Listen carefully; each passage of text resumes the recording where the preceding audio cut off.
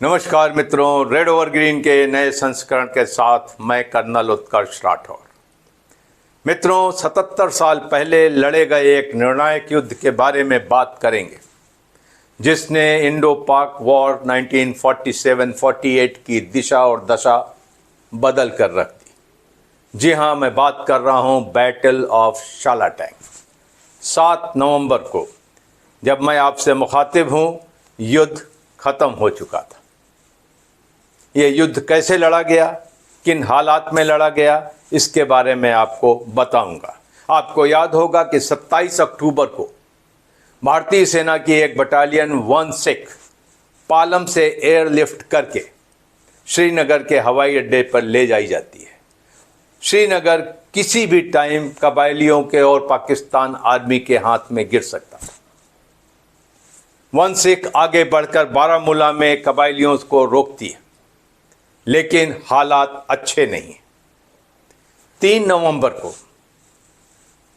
Four Kumaon के major Somnath Sharma की company Budgam में कबायलियों से एक लोहा लेती है, जिसमें फोर कुमाऊं के मेजर सोमनाथ शर्मा ने बलिदान दिया और देश का पहला परमवीर चक्र अर्जित किया।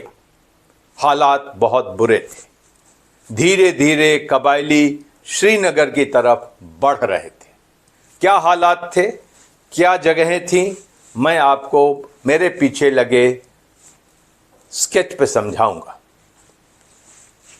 यह श्रीनगर है, यह गांदरबल श्रीनगर एयरफील्ड रोड है। इसी तरीके से श्रीनगर से पट्टन या कुपवाड़ा जाने के रास्ता ये रोड है। श्रीनगर सुंबल रोड है और श्रीनगर मागम रोड है। यहाँ पर शालाटैंग है, यहाँ पर जैनाकोट है, ये झेलम रिवर है और झेलम रिवर से एक फ्लड स्पिल चैनल निकलती है जो कि एक कैनाल की शक्ल लेकर के होकरसर लेक में आती है। जिन्हें शालाटैंग या जैनाकोट ढूंढने में मुश्किल आ रही है, वो होकरसर को देख सकते हैं, जो कि आज एक बहुत बड़ी बर्ड सेंचुरी है। अगर आप श्रीनगर गए होंगे तो आपने बर्ड सेंचुरी होकरसर में ज़रूर तफरीह की होगी। तो हालात क्या थे? हालात ये थे कि पट्टन में 1 सिख थी और ये चारों तरफ से कबायलियों से धीरे धीरे घिर गई। कबायली सुंबल के रास्ते आ रहे थे, मागम के रास्ते आ रहे थे, पट्टन के रास्ते आ रहे थे। उन्हें आदेश था जल्दी से जल्दी श्रीनगर पहुंचो। तो 3 नवंबर को श्रीनगर एयरफील्ड के पास बडगाम में बैटल ऑफ बडगाम लड़ा जाता है, लेकिन हालात सुधरे नहीं। भारतीय सेना के पास सिर्फ ये त्रिकोण था जिसमें वो बैठे हुए थे। यहाँ पर ब्रिगेड हेडक्वार्टर था। इस राइफल रेंज के पास 1 कुमाऊं थी, 4 कुमाऊं एयरफील्ड की सुरक्षा में थी, 1 सिख पट्टन में थी। 4 नवंबर को सरदार पटेल श्रीनगर आते हैं बैटल ऑफ बडगाम के बाद, और वहाँ पर वो श्रीनगर में मेजर जनरल कुलवंत सिंह और brigadier LP Sen, commander 161 infantry brigade को आदेश देते हैं कि hold Srinagar at all cast, और हम आपको 7 नवंबर तक और रीइंफोर्समेंट भेजेंगे। लेकिन वक्त बहुत कम था, हालात खराब हो रहे थे। तो ब्रिगेडियर सेन ने क्या सोचा? ब्रिगेडियर सेन ने 1 सिख को 4 तारीख को आदेश दिया कि पट्टन से विड्रॉ करके शालाटैंग में आकर डिफेंसेस लो। ये बात एनिमी को पता चल गई। 1 सिख जैसे तैसे विड्रॉ हुई और उनके पीछे पीछे ट्राइबल्स और पाक आर्मी उनको हैरस करते हुए यहाँ तक आ गए। रात 5-6 नवंबर को 1 सिख की पोजीशन को दुश्मन ने अटैक कर दिया, लेकिन 1 सिख ने वो अटैक रिपल्स कर दिया। 6 नवंबर को भी दिन में अटैक जारी रहा। अब ब्रिगेडियर एलपी सेन के पास एक ही ऑप्शन था, वो 7 नवंबर की रीइंफोर्समेंट का इंतज़ार करते या जो ट्रुप्स उनके पास थे उनसे, इन दुश्मनों से लोहा लेते। 16 के विड्रॉ होने की वजह से एनिमी इनकरेज्ड हो गया था और धीरे धीरे वो एनिमी इस ट्रायंगल में इकट्ठा होने लगा। तो 7 नवंबर को एक एरियल रेकी की गई और उस एरियल रेकी से पता चला कि दुश्मन जैना कोट शालटैंग के इलाके में कोई 1500 दुश्मन इकट्ठा है और इस रोड पर, पट्टन रोड पर कोई 200 लॉरीज खड़ी हैं। बहुत बढ़िया टारगेट था। ब्रिगेडियर एलपी सेन ने बिना कोई वक्त गंवाए आदेश दिया कि फोर्ट कुमाऊं इस फ्लड चैनल के ऊपर 1 कुमाऊं को फार्मिंग अप प्लेस सिक्योर करके देगी। फोर्ट कुमाऊं ने ऐसा ही किया। फोर्ट कुमाऊं की 3 कंपनियां एयरफील्ड की सुरक्षा में लगी थी और साथ में ब्रिगेड हेडक्वार्टर की। इसी वक्त क्या होता है कि 7 लाइट कैवेलरी की एक आर्मर्ड कार ट्रुप जो कि गांदरबल से सुंबल की तरफ रेकी के लिए भेजा गया था, वो यहाँ इलाके में था। उसे आदेश दिया जाता है कि आप रिवर झेलम क्रॉस करके अब आप ये ट्रैक जंक्शन पे जैनाकोट पहुंचे और जल्दी से जल्दी पहुंचे।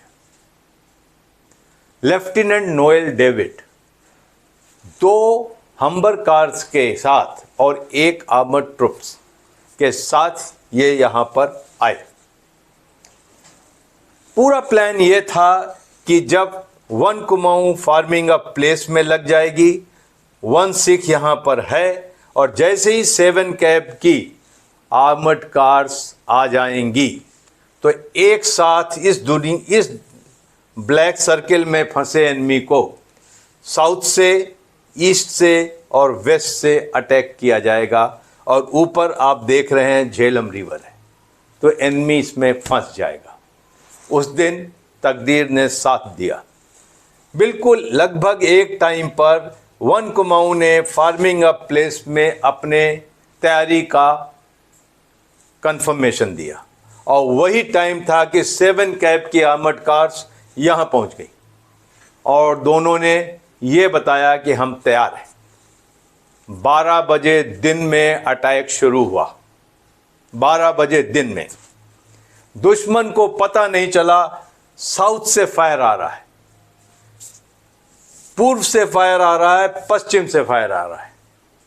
7 कैब की हम्बर कार्स में 37 मिलीमीटर कैनन लगी थी और उसका सेकेंडरी आर्मामेंट था 7.96 मिलीमीटर मशीन गन और सारी फील्ड्स खाली थी जिसमें दुश्मन को छिपने की जगह नहीं थी। उनको समझ में नहीं आया कि करना क्या है और उन्हें गाजर मूली की तरह से काट डाला। 16 ने इसी वक्त अपने बैनर चढ़ाए और दुश्मन पर चार्ज बोल दिया। 1 कुमाऊं ऑलरेडी दुश्मन के ऊपर चार्ज कर रही थी। 7 कैब इधर से मशीन गन के फायर से, ऑब्जर्व फायर से दुश्मन को बर्बाद कर रही थी। यही काफ़ी नहीं था। तब तक जम्मू से स्पिट फायर और हरिकेन फाइटर एयरक्राफ्ट उड़ते और वो आकर के इस रोड पर स्ट्रैफिंग करते हैं। दुश्मन को समझ में नहीं आया कि अब आसमानी आफत कहाँ से आ गई और उस स्ट्रैफिंग में यहाँ खड़ी कोई 200 लॉरीज में आग लग जाती। दुश्मन भाग खड़ा हुआ और इस युद्ध का पटाक्षेप नतीजा पहले 20 मिनट में पता चल गया और 5 बजे तक ये युद्ध खत्म हो चुका था और इसके बाद श्रीनगर के ऊपर आने वाली हर मुसीबत टल गई। इस तरीके से बैटल ऑफ शालटैंग में पाकिस्तान का पहला और आखिरी प्रयास श्रीनगर को पकड़ने का नाकाम साबित हुआ। यहाँ पर 7 कैप के लेफ्टिनेंट नोएल डेविड और दफादार जागेराम को वीर चक्र मिला। इसलिए बैटल ऑफ शालटैंग इसलिए मशहूर है कि यहाँ पर समय की नज़ाकत को समझते हुए ब्रिगेडियर एलपी सेन ने एक बहुत बोल्ड डिसीजन लिया और वो उसमें कामयाब हुए। इसके बाद दुश्मन इतनी बड़ी तादाद में कहीं नहीं मिला, बिखर गया, मारे गया। जी हाँ, इस क्षेत्र से 427 लाशें बरामद हुई और इस रोड पर कोई 160 लाशें बरामद हुई। तो इस तरीके से दुश्मन मारा गया और कहते हैं ना, वीर भोग गया वसुंधरा। हमारी एक भी कैजुअल्टी बैटल ऑफ शालटैंग में नहीं हुई। आज के लिए सिर्फ इतना। बहुत जल्द मुलाकात होगी, तब तक के लिए जय हिंद।